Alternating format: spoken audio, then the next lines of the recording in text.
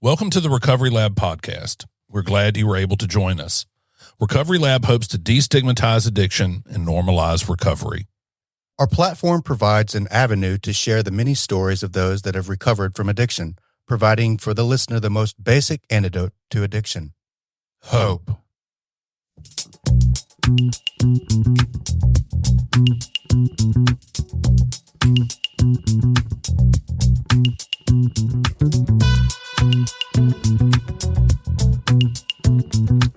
Oh, right. We got a show to do. Go ahead. It's easy to listen to. All right, everybody, we're back. This is episode number 69 of the Recovery Lab podcast series. We're here to bring not only inappropriate jokes about, that 15-year-olds would like episode 69. I'm Drew Hasson. I'm Daniel Anderson. We are the Recovery Lab. So, appealing to Daniel's and my innate sense of narcissism, we're going to speak to our hour today about what you should do in your own life and how your life will be made better if only you listen to us. Oh, no. A solid hour of it. This is gold. Captive audience, just me and you. Holy moly, we got 4,762 people watching this right now. We should. How about that? That's 4,000 people that are blessed. Oh no. It's a blessing in your life right now. What is wrong with us? What is wrong with us? All right, we gotta focus here. All right. In all honesty, though, today's episode is born out of some genius that we learned last week from Christina Dent. Yes. She wants to help people develop a life that is engaging enough, enriched enough, good enough, pleasant enough that the person would be driven to be present for that life. Yeah, I mean, that's what it's all about, bro. Like my whole addiction was me trying to change how I felt and me trying to be something that I wasn't because I didn't like who I was. Right. And sobriety has given me a life that I don't feel the need to numb in order to get through the day. Right. I mean, my life has fundamentally changed for the better as a result of getting sober. Everything is better. Everything is okay now. Every day is not rainbows and butterflies and all that. But, what they say, my best day in active addiction is nowhere near my worst day sober. And I heard people say that all the time. And I was like, these people are idiots. I had a tremendous amount of fun when I was high. There was lots of times when I had a lot of fun high. And I didn't believe these people. I think this is where you are willing to depart from the crowd. Drugs are an option. Yeah, absolutely. Using is a solution. It's a horrible one that comes with consequences. Right. But if you are only, am I close enough am I doing good? Yeah, good. If you're only interested in the calculus about the short game, then you're going to give the path of, well, I could always use drugs a lot more credence than if you're willing to expand out your analysis about what will yield you better results. Right. And drugs and alcohol, the reason that I used them was because they worked. Yeah. They were a solution. They were a solution for a very long time. Yeah, absolutely. There was a net gain when I was high. Unfortunately, there's also consequences that went along with those actions. And, eventually those consequences will catch up if you're like me. And they caught up with me pretty aggressively, and it was unpleasant. So the drugs and alcohol were a solution. That's why we use drugs and alcohols, because they work. They change how we feel. They make us feel different. Look, let me give you a brief story. So this is something that happened in my personal life recently. So one of Kimberly's friends relapsed, and we were engaged in trying to assist this person. And I was talking to Kimberly, and I said, imagine, that was your life. and you had made a couple of bad choices, and imagine you're holed up in a motel, and do you think you could get high enough to blot out the guilt that would come with knowing that you didn't have to choose this path? And, you can get high enough to blot out your misery, but eventually you have to keep getting high to such a degree, a continuous degree, that really all you're going to do is end up ODing. Right. I mean, that's the only end of this story. Right. I've now been sober long enough. Kimberly's now been sober long enough. You have now been sober long enough that there's no way to be halfway using drugs for us, because we know better. The thing you hear in AA is a head full of AA and a belly full of beer doesn't mix. No, but not at all. Not at all. And for us who have had some of the promises and benefits come true, right, and our lives have improved, we would know that we were wrong. There wouldn't be any, figuring out some way to justify it or mitigate the poor decision we've made. It would come full circle. Oh yeah, absolutely. But don't be, deceived. I tried my damnedest. I tried every imaginable way to, just smoking weed in the morning and then a little bit of meth in the evening, or no meth in the morning, no meth in the evening. A gentleman doesn't do meth before noon. Thank you. But maybe just eat a little shard around lunch, but maybe just afternoon. You had it with food. So. Right. So I tried it all, man. And like the whole story in the big book about, the whiskey and milk, one of my clients' podcasts is, the Whiskey Milk Podcast. It's a thing. Like, we try every imaginable way because we don't want to admit defeat. And what we found out was, when we admit defeat over the drugs and alcohol, and I can only speak for myself, when I admit defeat over drugs and alcohol, and when I made a decision that, okay, I'm powerless over this and I need some help. It was at that moment that God recognized that willingness and took me by the hand and led me through the path of early sobriety.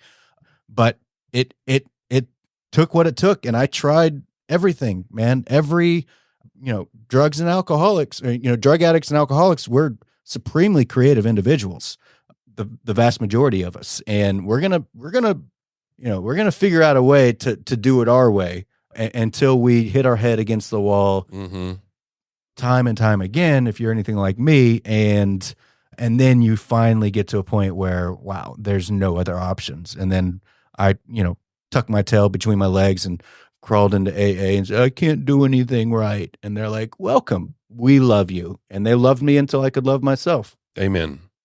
Well, in furtherance of today's discussion, I made some notes. I really thought about this. Okay. So the idea being that by discussing this with you, it not only reinforces these things in my own mind, but it also allows the listener to benefit from my own consequences in my own consequences. Yeah, of course.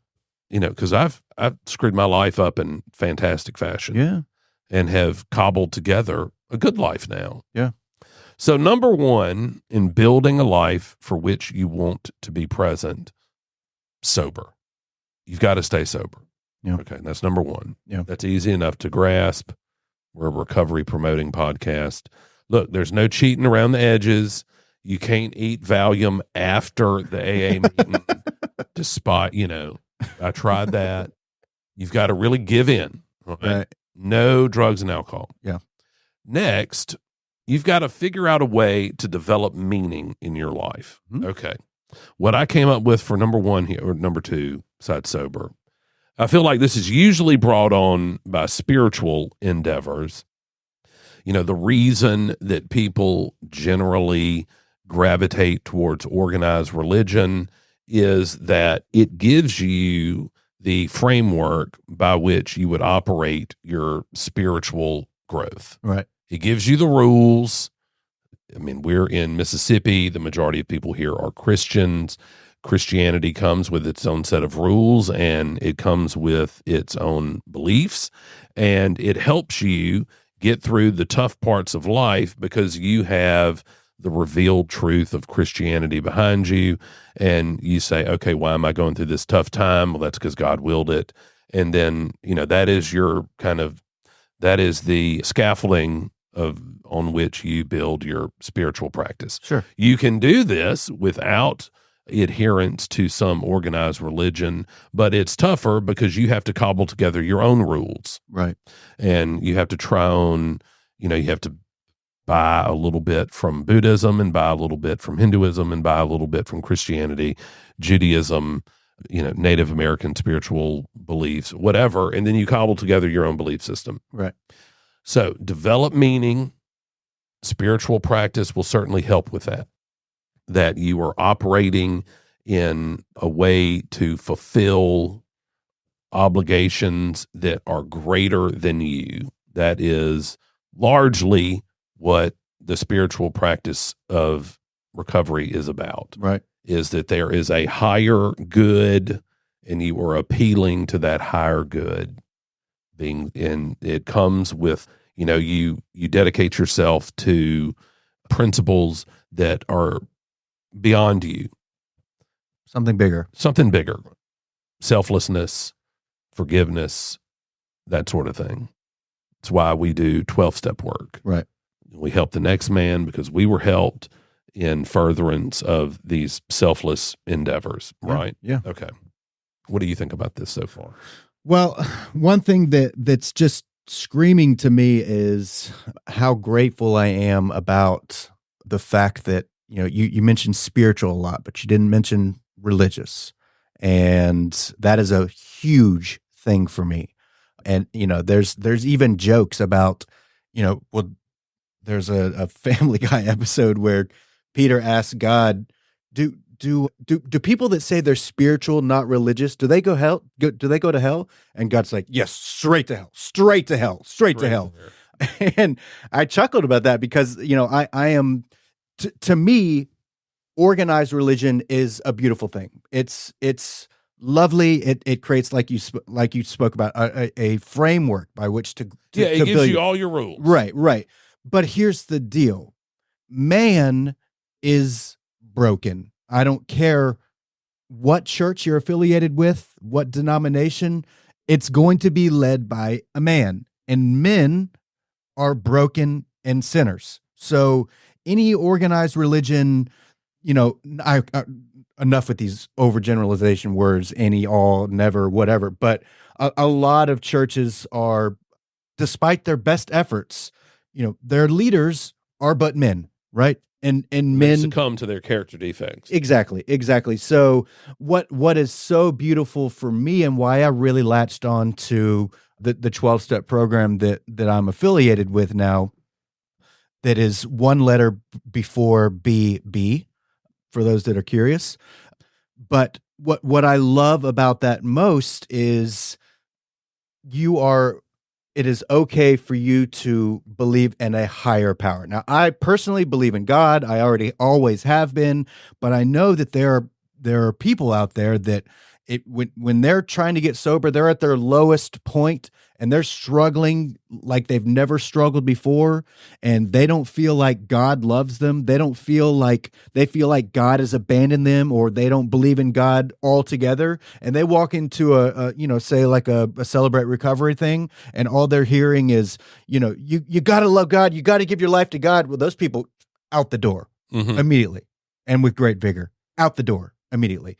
So what I love about the 12-step program that I'm affiliated with is we throw all that out the window, right? You do not have to believe in anything other than something that's greater than yourself. And that opens the door for those people, for all people, all walks of life, people that are atheists, agnostic, had history of Christianity. I had such a hard with the God thing in the beginning. Yeah. Really, listen, everybody who might be listening to this, consternation or objection to God in the AA program or 12-step sense is a fool's errand.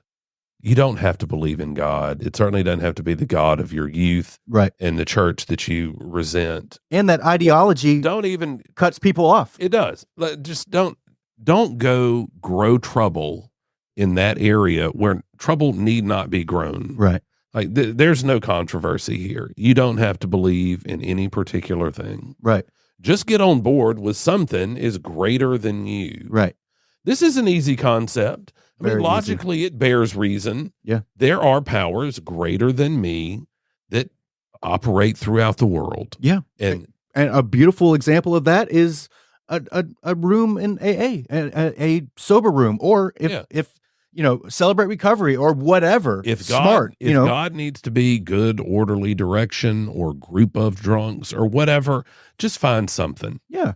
Find something that is in the spiritual realm and lock onto it. Right. So to go back to your point and your question at this long thing that I just did around here, I love spirituality. I love spiritual things. And I think there is a massive distinction between spirituality and things in the spiritual realm and organized religion. Organized religion it can be toxic. Well, it can be. And it's just easier because, like I said, it gives you your rules. It gives you your framework for living, and it tells you what's good and what's bad. Absolutely. And I love it. The problem is eventually you're going to find some topic that you disagree with. Yeah. And you're going to have to, the organized religion is going to have some rule that you don't agree with. And you're going to be told, well, either you can agree or you're wrong. Yeah. And being wrong, usually in an organized religion, lands you in eternal damnation. Right. So, I mean, that's the problem with organized religion is if you find something, if there's some belief, some facet of its belief system that you don't agree with, you go to hell. Right. Right. So that's pretty black and white. People react poorly to that kind of imagine that crossroad. Yeah. And so taken to its worst, that's dictatorial and oppressive and theocratic. People don't like that kind of thing. No, they tend to. Again, here I go speaking for everyone, and I can't do that. But for me, that kind of terminology, those kinds of black and white things that I had to do or conform with in order to go to hell. Yeah, I mean, I don't do good with that. Nobody does. I just didn't. But again, let me reassure everybody: this is what Drew believes, and Drew's matrix for operating in a sober life that helps me continue to have a life that I value enough that I want to do everything I can not to use drugs or to drink. Right. A life that I want to be present for. Absolutely. Next on my list of helpful benefits here, track your positive accomplishments. Mm-hmm. So AA, working the steps, there's no lack of opportunities to point out the things that you're doing wrong. Yeah. You're going to feel pretty guilty when you get sober because you've probably been lying, cheating, and stealing like I don't know what. Right. You're going to get a sponsor. That sponsor is going to help you identify the problem areas in your behavior and your thought processes. You're going to work on your character defects.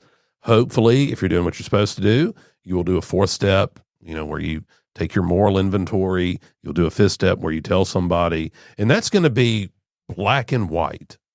It's the inescapable outcome of doing a proper fourth step is the common denominator for all of your problems and your resentments is you. Right. You are the star in every story that you have in your fourth step. Right. Like that was the thing I could not believe. I mean, it's there writ large for you to see. You've got your columns and your resentments and everything. What my part was. And the one common thread through all of it is you. Right. You were there probably fucking up. Yeah, that's a big pill to It's a big pill to swallow, but there's light at the end of the tunnel. Yeah, absolutely. I mean, and the fourth step for me, the blame game is society is really in love with it. It's not my fault. It's this fault. It's right. Right. And you're misgendering me. Like, it's your fault. It's your fault. There's no accountability taken today. Well, again, with the overgeneralization, there is oftentimes an alarming lack of it. There you go. So what the fourth and fifth step did for me was, like you said, it was black and white. Boom. It's right there in front of me. If you're thorough with it, which, if you don't do a fourth, you're going to pick up the fifth, is what my first sponsor always told me. So it's true. It's very important to be thorough on this, but it was important for me to begin.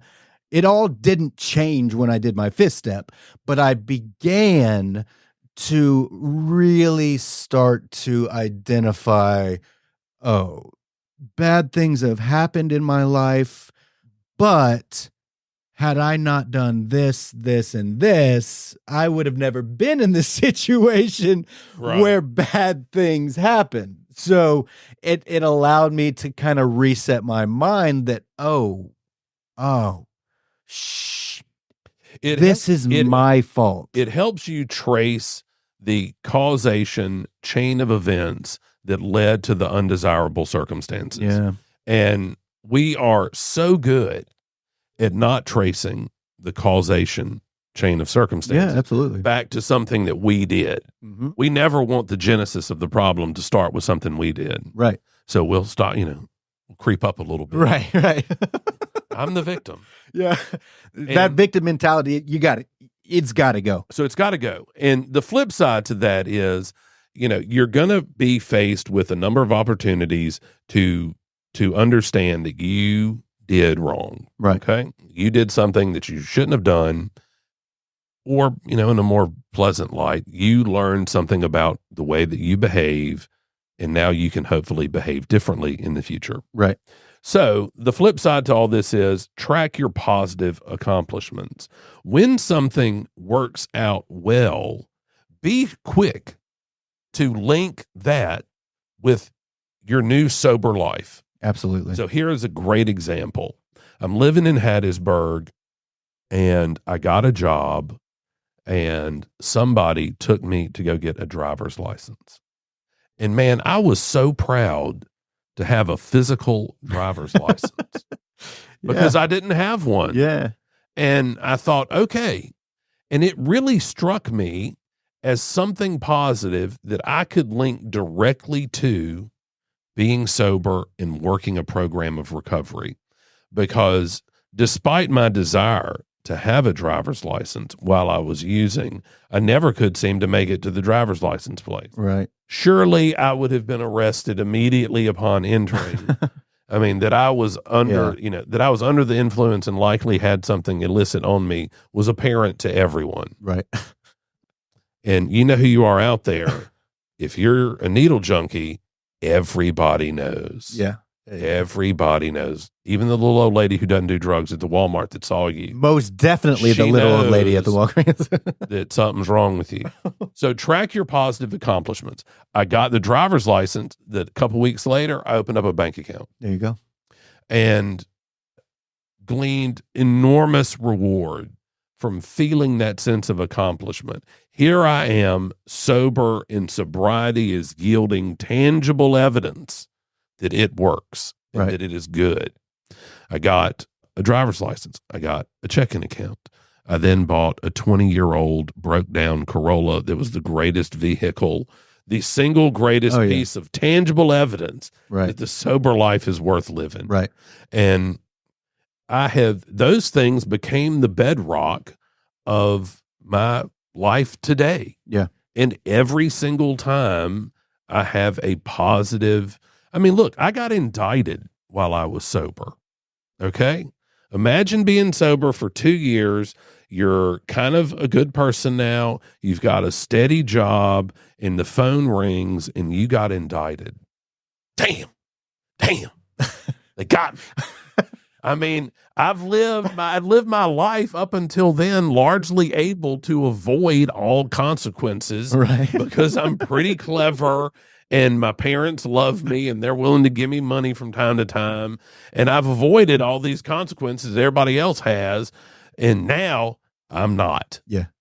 So, because I was sober and I was working a program and I met somebody and I knew somebody and I got on pretrial and I was able to avoid the consequence of a felony conviction. Right. And I was able to avoid the consequence of maybe going to prison. Nobody wants to go to prison. It's overrated. I can get ramen noodles on the outside. Yeah. And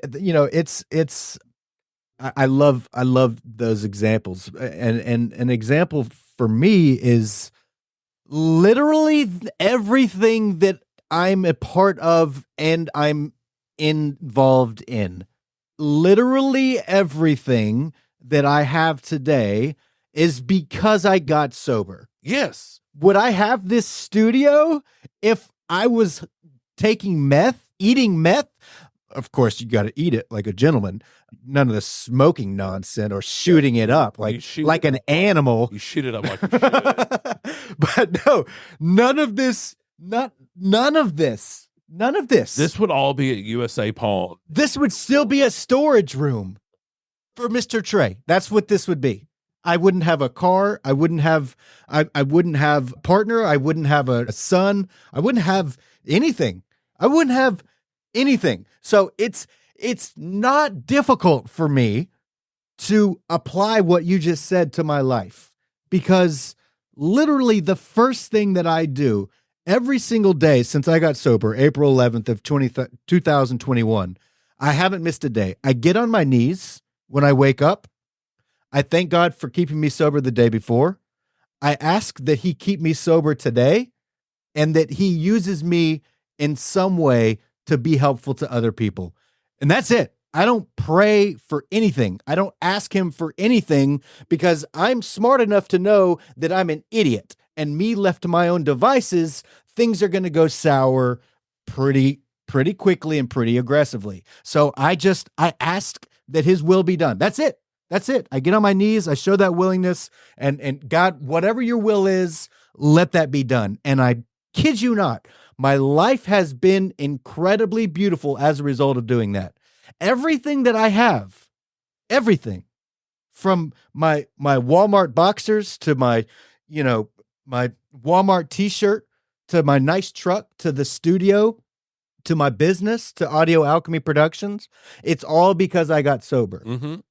And if I got sober, I tried for 18 years to get sober, in and out of the rooms of Alcoholics Anonymous, in and out. I would try it my way. I would try this. I would change this a little bit. I would get in some trouble. I'd go back to get out of the trouble. It was just a constant.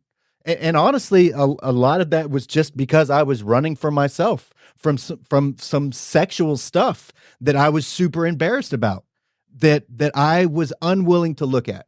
I was unwilling to look at it. I'll work on myself with every other aspect, but this one thing, I can't deal with this. Mm-hmm. I'm not going to tell anybody. It's never going to come out. And if I push it down far enough, right? If I push it down far enough, it's not going to cause me any problems. And for 18 years, it caused me problems, and I would get a little time under my belt, and then I would run back out because I couldn't push those feelings down anymore, or those experiences and what happened. And so what happened was I had to get to a point where I was willing to take a thorough and complete look at myself and be willing to work on everything about me. I feel it. I should say, listen, for people out there, you have to go to meetings. You have to get a sponsor. You have to do a devotion every day. 90 meetings in 90 days if you're just starting. 90 meetings in 90 days if you have a tough spot in your life. If you need therapy, go to therapy. Yeah, man. Okay. Those things are kind of a given. I didn't really think about that kind of minutia when I was kind of crafting or contemplating, what do I do to help me build this life that I want to be present for? Right. So you have to do those things. Absolutely. Yeah. Yeah, and it's important because you have to have professional help to address some of the things that. Yeah, oftentimes. So it is to circle back around to your point. It is incredibly important that you begin to recognize how your positive actions have influenced and affected the positive things that are going on in your life. Mm-hmm. But also, there's a caveat to that. Caveat. Thank you. I had a brain fart there. It's not as tempting for me now, but I still struggle with it. It's very easy for me to, and it has been my whole life, when things start going well, it's very easy for me to say, oh, look at me go. Mm-hmm. Look how impressive I am. Look at all of this stuff that I've built. Look at all of this stuff that I've accumulated and I got. It's me, I.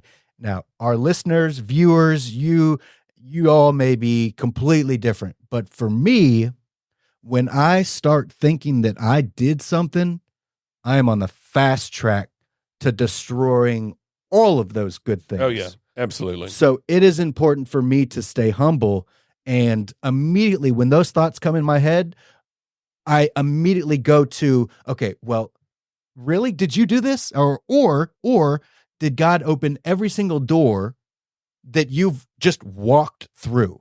Did God do that, or did you do that? Look, I'm reminded of what probably my favorite line in all of recoverydom is in the 12 and 12. And it talks about a life run on self-will is a bone-crushing juggernaut whose final achievement is ruin. Right. And that's it. Yeah. It is this self-will, self-centered view of accomplishment. And I think that's one of the important facets to staying rooted in a recovery community, so that we don't have this ego run amok. Yeah, absolutely. It's very important for me to make meetings a common thing in my life. I go to a meeting every single morning. Is that needed? Probably not.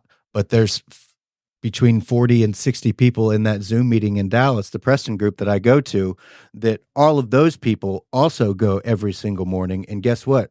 All of those people have pretty long-term sobriety. We have newcomers come in all the time, but there is a core group of individuals who a daily meeting is part of their routine and it works for them.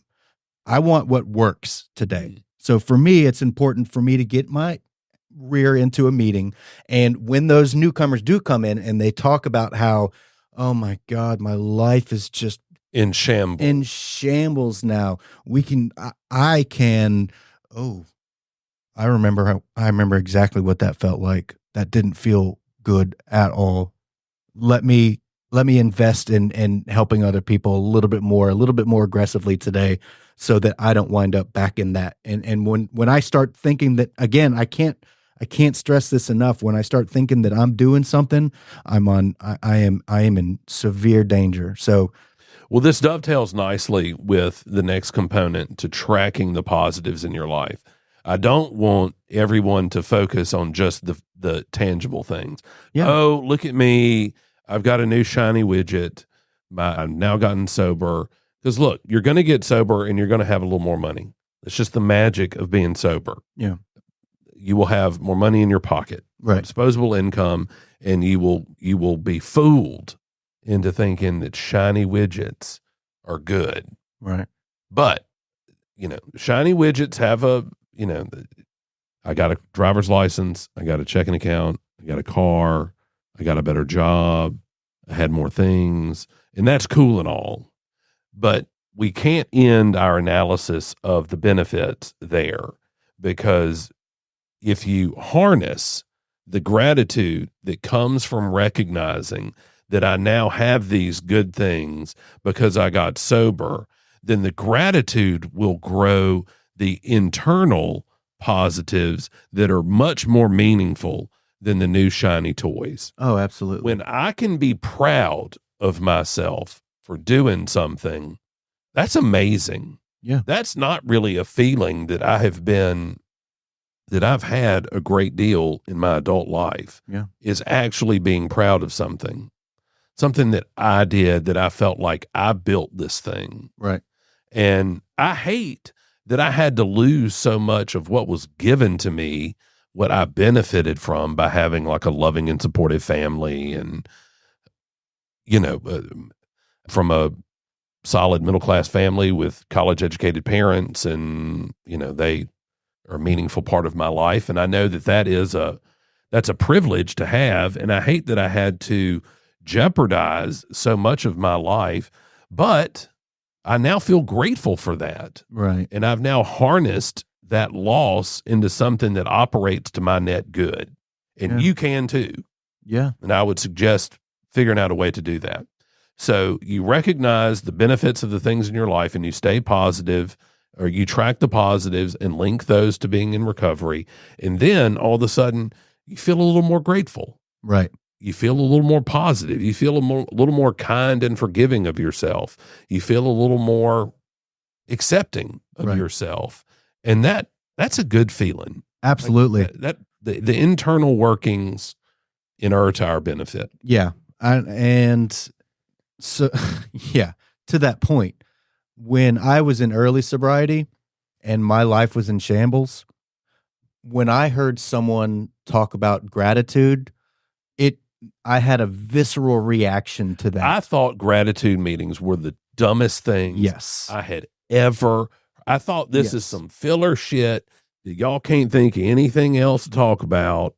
God, another gratitude meeting. Yeah. Until I experienced what real gratitude felt like. Yeah, absolutely. Gratitude is the key. It is. It's that simple. So if you're and I can't tell you how much of my life is spent in this internal constant struggle over my higher self trying to tell my baser self, you're not being grateful. Right. Like, you've got a lot of awesome in your life that if it went away today, you would feel real bad about that. Yeah. No. It's this struggle between your higher man and your baser man fighting, trying to convince, this feelingsy part of myself that wants to, I just want to go buy a new toy, and I want this, that, and the other, all these externals to make myself feel better, when the higher man is saying, you really need to grow gratitude. But here's the deal. Gratitude is a practice. Absolutely. It takes without question practice, and it's the way that you build gratitude, and you build gratitude in your life is one tiny step at a time. Mm-hmm. Just identifying just one thing. Oh man, I'm really in a hurry, and I never make it through this stoplight, but today I made it through this stoplight. That's really nice. When you start identifying just stupid stuff like that is completely random, then you start building on that. You start identifying things to be grateful for. Let me give you this little, I heard this, it was on some reel somewhere. And I think this reel was maybe about, I think they called it God. Anyway, here goes. Yeah. If I asked you, how many red cars did you pass on your way to work today? How many would you say? How many red cars did you notice on your way from your house to the studio today? I had no idea. No clue. Now, if I told you I will pay you $50 for every red car you recognize from your house to the studio next time you come here, how's that going to impact your behavior? You're going to be on the lookout for everything that even approximates a red car. Yeah, and I just so I get my $50 per car, I have a dash cam that I could install. Right. And I would install said dash cam to properly identify and proof. All I've got to do is find 10 red cars with my dash cam, and it's paid for itself. Right. So that's how luck works. That's how gratitude works. If I'm looking for it, I will find it everywhere. Right. That's how, people call it God winks, or, there are a million things that you hear about in, kind of the self-help genre that help you stay on the lookout for the good. Right. Because really, look, as a man thinketh, it's absolutely true. Yeah. As a man thinketh, so the man goes, or however right. Goes. The things that I look for magnify. If I'm looking for something to complain about, I will find no shortage. Oh, yes. Because look, your wife is always talking back. Your kids are always arguing. I mean, there's always, your boss is expecting too much and paying too little. And you're, this, that, and there's always something to complain about. Yeah, absolutely. You will never have a shortage there. And part of this is the practice of recovery, the practice of sobriety. You nailed it. Gratitude is a practice. How I'm, just constant reminders to implement these things into my life, and I will yield the result. Right. Period. Yeah.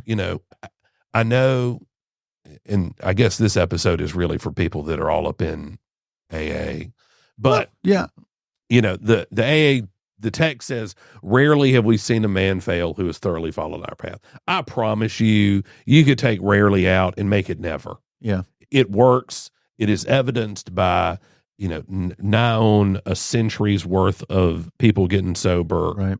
I mean, AA we're getting close to 100 years old. It works. These things that we've talked about today will absolutely make your life better. Yeah. No question. I don't feel egotistical saying that.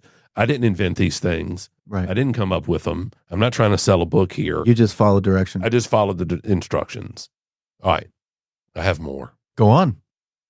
Commence rewarding actions / involvement. Okay. What I wrote was sponsorship, mentorship, charity, volunteering.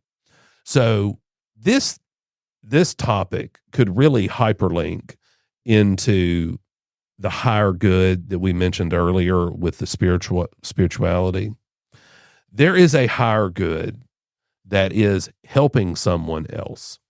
I don't understand really all of the magic, the psychological impact it has on us, but it helps. Absolutely. If I can think of myself less, and really what that means is if I can think of myself less often, and more of my next man, more of the next woman, the next person, somehow you feel better in ways you never even knew you could feel better. Right.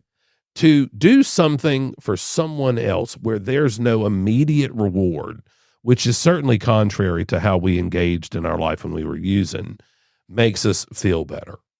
I don't know if it's because we feel like doing those things pleases the God of our organized religion upbringing. I don't know. It must have some evolutionary benefit, like it causes higher production of dopamine or something, but you feel good. Yeah. And it helps you frame how you assess what's wrong in your life.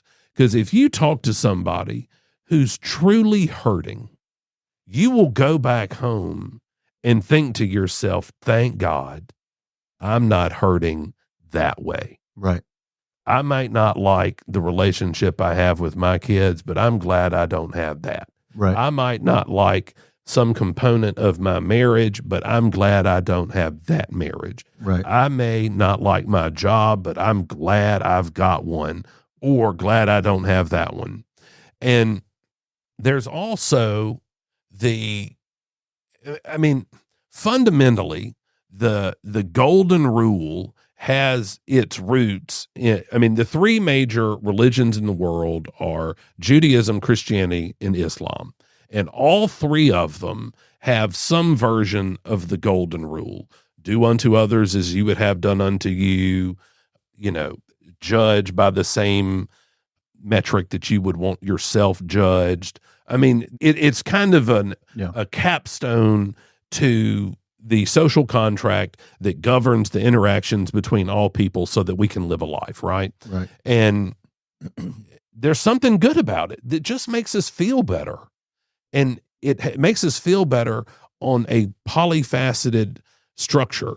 I mean, we feel better internally. We feel like we're doing better. We feel we're less harsh in our judgment of our own lives. We're less harsh in our critique of our own behavior. And so if you get out there and commence involvement in these areas, your life will improve. Right. You see it routinely. We talked about it before we got on air with the podcast. How many podcasts do you produce now? Right now, we're at 14. And you started those by not making any money. I mean, it was just a charitable endeavor because you bought into this idea that it feels good for me to help somebody else. Yeah. So, I mean, there is not a lot of money in podcasting. I mean, there can be when you're, Joe Rogan, but or the Nelk Boys or something. Right. But I am not in this to make money. I am in this because it feels good to help people. Do you feel better about yourself? Absolutely. Like I'm giving back. Like I'm doing something that feels good enough. Right. That I'm willing not to get high tonight so that I can do more of that thing tomorrow. Right. Yeah. No, it's and to what we were talking about right before the podcast started, I have clients that pay me pretty decent money, and I'm not going to, say no to that. But you've spent money to provide these things. Yeah. I mean, we've got a lot of money invested in this studio, but the point is, there's something about helping someone else that is passionate about forming meaningful connections using the podcast platform, right? There's something about me catering to those people and helping them do that on a very high level that if I were getting paid for it, my fear is that I wouldn't enjoy it as much. It would feel more obligatory than it does blessing. Right. So, I love what I do. I love helping people. I love, that's what this is all about. I mean, I am not here to make millions. I am here to help other people learn, grow, become more confident with who they are as individuals. Help them have a life. Although I can't would like to be present. Right. Exactly. Now I can't obviously take credit for, anything that they've done, but I can. God has provided every single penny that has gone into this with my other business.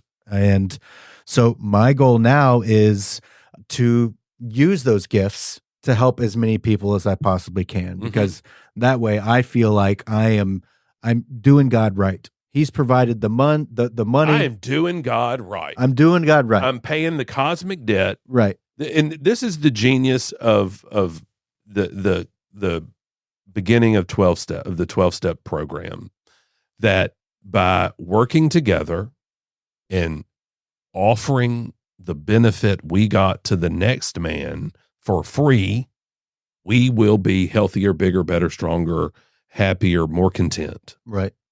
Yeah. It's genius. Yeah. It's you gotta give it away to keep it. And, that was something that I didn't really understand when I first came into the rooms, but it became very clear that there is something to that. And if I just go through life just soaking up things from everyone and not giving anything back, eventually I'm going to be miserable. I'm going to be, I have to give it away in order for me to be able to. It's our mandate. Yeah. So because it was offered free to you. Right. Yeah, absolutely. So it's, I love that aspect of the program. Trust God, clean house, help others. I have to help others in order for me to feel right, and that's something that, when I was in active addiction, are you kidding me? Like, well, that's not completely true. I liked to think of myself as a good person and that I did nice things for other people, but the motives in everything that I did was always, and this is an appropriate time to use a generalization statement.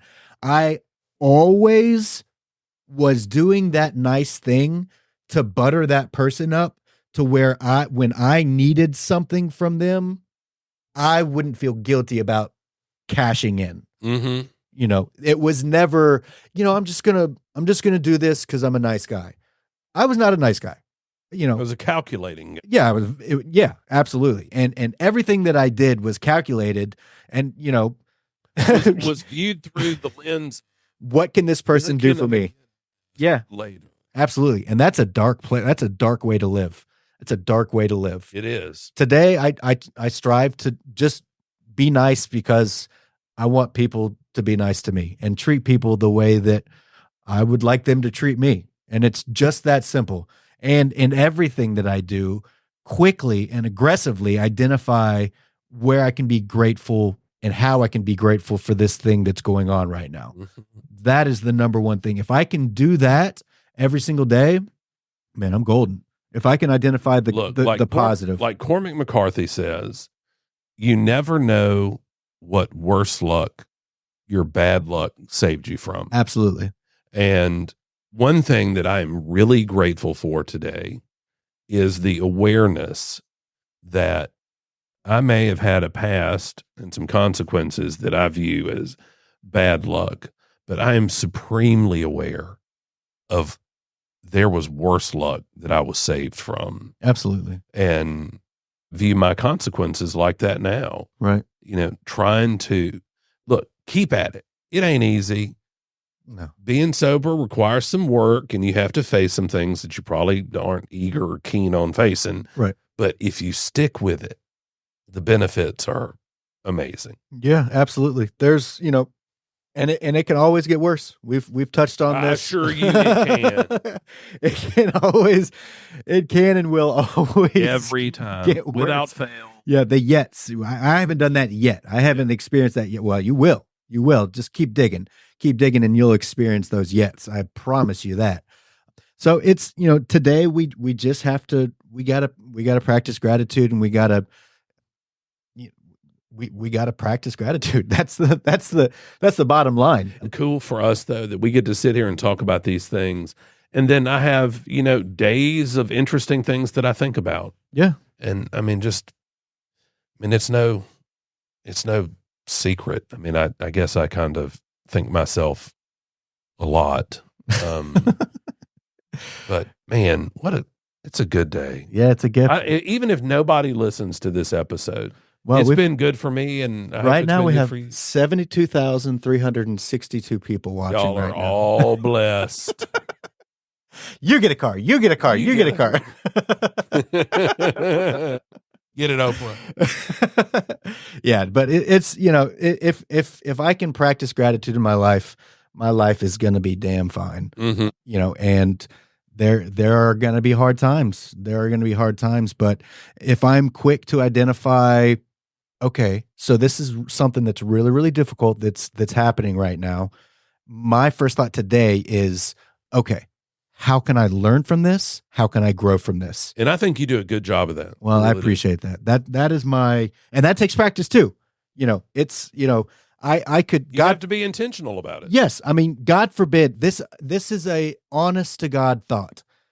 God forbid, for most people, getting the news that you have cancer is devastating.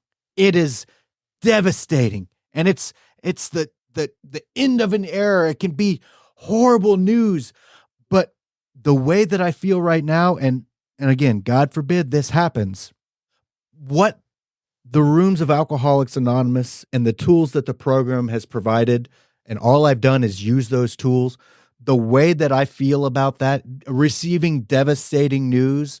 God, we're not trying to test that. No. But my first thought would be, you know what? I'm going to bring some light when I'm getting my chemo treatments. I'm going to help someone because I know that God is bringing me through this for a reason. So what can I do to make this a positive experience? And I could be puking nonstop with those chemo treatments, and I would still, this is the way I feel now. It might be different if it was actually happening. I would still be trying to identify, okay, God, how can I use this? I feel like crap right now, but how can I be used? Use me, use me, use me. Yeah. And it's all about being grateful for what we have. And having that mindset. Right. Because tough times are going to come. Absolutely. When you're in recovery. Absolutely. There will be the first time you deal with fill in the blank when you're in recovery. Yep. Because sobriety is not going to immunize you from bad things. Right. You're going to be confronted with feelings of fear, feelings of loss, feelings of guilt, shame, remorse. You're going to be reminded of something. You're going to be somewhere that reminds you of something. And you're going to trigger the character defects that we all have. Right. And so it's going to happen. It's going to happen. Yeah. And the hope is that we have a system in place, a network of support, and a framework for how to deal with it when it comes along. Yep. Because that thing that really gets you, whatever it is going to happen again. Yeah. If I'm trying to think of a good example here. It'll come to me later. Yeah. I don't know. I'm running out. No, I think I'm tapped out for today. Yeah. Okay. That's totally cool. Yeah. It's again, to recap, if there's one thing that you take away from this, it is do the work to begin to identify how you can be, for the things that you can be grateful for in your life. Start small and build upon that. And it's practice. It takes work. And when you hear someone say, "Oh, I'm so grateful for this," no, believe them. They're not necessarily lying. That's just where they are at life. And that can happen to you too if you do the work. And you are worth the effort. Absolutely. Absolutely. Absolutely. Well, this has been a treat for me. And I love having this platform to be able to talk and connect with people. We're Drew and I are incredibly grateful for all the, holy moly, 82,764 people that are watching right now. It's a Christmas miracle. Yeah. So thank you all to 90,000. Incredible. Thank you all. I almost feel guilty for cutting it off now. Yeah. You got to end on the top, right? So absolutely. So thank you everyone for joining us, and it's episode 69 in the book. Giggity, giggity, goo.